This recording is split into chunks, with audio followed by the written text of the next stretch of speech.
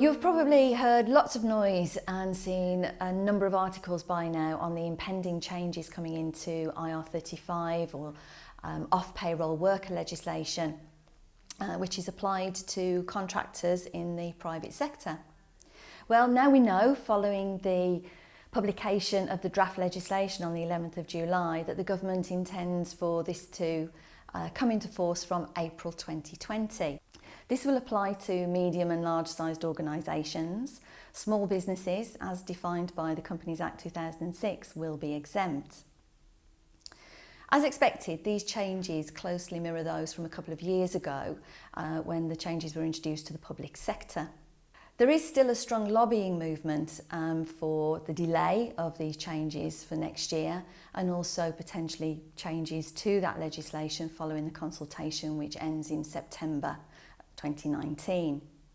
However, given the timescales, it would be wrong of us to put our heads in the sand, and therefore we absolutely need to do something now. The April 2017 legislation, when that came in the public sector, it created quite a lot of concern and confusion for everyone, including for organisations, whether or not they would lose their contractors, whether or not skills that they would need for important projects wouldn't be available, and how they would even continue to recruit.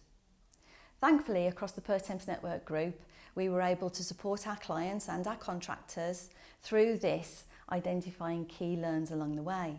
Perhaps the biggest learn of all was in the preparation and planning that has to be undertaken to survive the challenges ahead over the next few months. Hopefully, by seeing this video and engaging with us at Pertemps Network, this will be your first step on that journey. Before I talk about the preparation and planning, let's just have a look at IR35 and what those high-level changes are.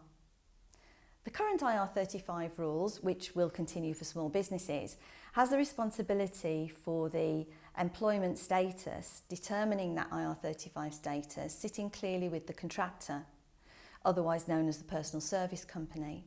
They're responsible for the payment of national insurance contributions and their tax, and it's totally their responsibility.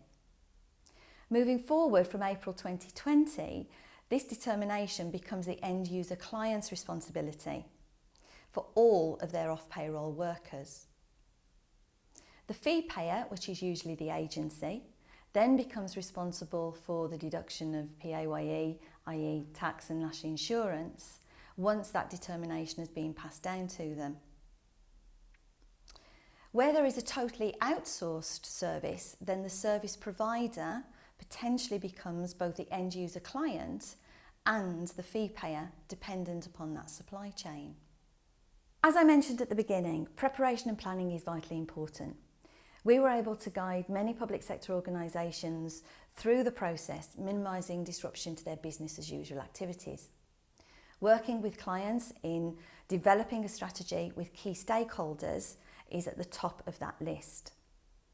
Your business structure will of course determine the level of involvement of departments and the actions needed, but in any situation this can be broken down into some common denominators. For example, communication. This should be at the forefront of your actions, internally, with contractors, with agencies, and through your supply chain. This will help address any concerns and fears and reduce the impact on your business. Determinations. Who will be making those determinations? What will the process be internally? And how will these be communicated? From our experience in the public sector, we would definitely not advocate making blanket assessments. You will need to make sure that you're doing individual assessments with your contractors. If you don't, this could lead to incorrect determinations, pay and invoice issues, not to mention disgruntled contractors. So, lots to do and not a lot of time for us to do it in. April will roll around before we know it. So, to sum up, prepare early, take expert advice and communicate. We hope that this brief insight into the IR35 changes has been helpful.